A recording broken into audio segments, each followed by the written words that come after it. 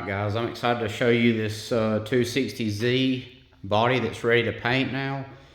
This car used to belong to me, and I had other plans, changed plans in life, and put it up for sale. A guy locally bought it and wanted as close to a rust-free body that he could get. So this was a really nice body when I sold it to him, and then he brought it back to me for paint. So I want to kind of explain the process of what it went to this point, and we're getting ready to paint it next week. So I want you to stay tuned for that, and show you the chemicals that we'll be putting on it and the process of application for those. So the only rust in this car that needed major attention was this driver's floor pan.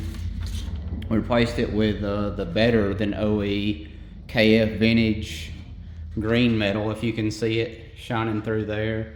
Stitch welded in, and it's going to get a seam seal all the way around it, as is the rest of this car, and you'll see that next week. A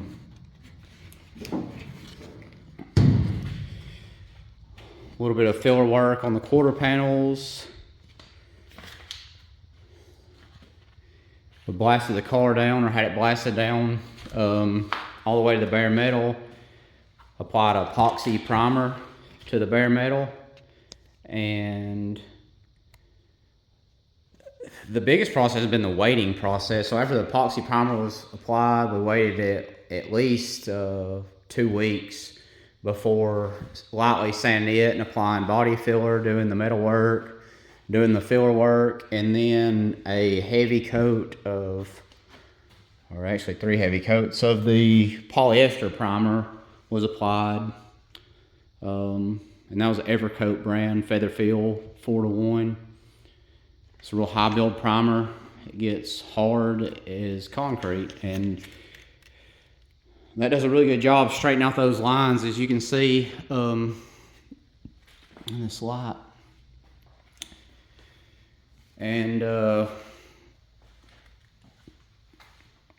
from there, we let that polyester dry for about a month and just get super cure before blocking it out with 120 grit sandpaper and doing, any minor filler work from there, any minor imperfections, and applied this 2K urethane. And this is a Limco 2K primer. Really smooth, really slick. 3 heavy coats of it on there, and it's been drying for 3 weeks now. So next week we'll give it its 4th week, and we'll be ready to start sanding. We've kept this, even though it's winter time, we've kept this nice and warm in the shop. So she'll be ready to start sanding next week. We're going to finish this out with 320, block it out with 320, lightly scuff over it with 400 grit sandpaper, and start with the base coat. So after it's sanded, all these edges that you see here, we'll be getting some seam sealer around the edges and keep that moisture out of the cracks of the car.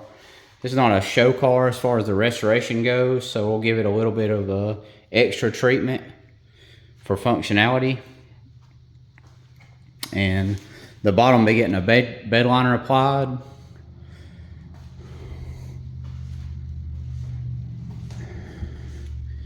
And the inside will be getting like a Dynamat throughout for sound deadening and vibration. So stay tuned next week. So we'll get it sanded and get the color going on it, and see what this thing is going to look like.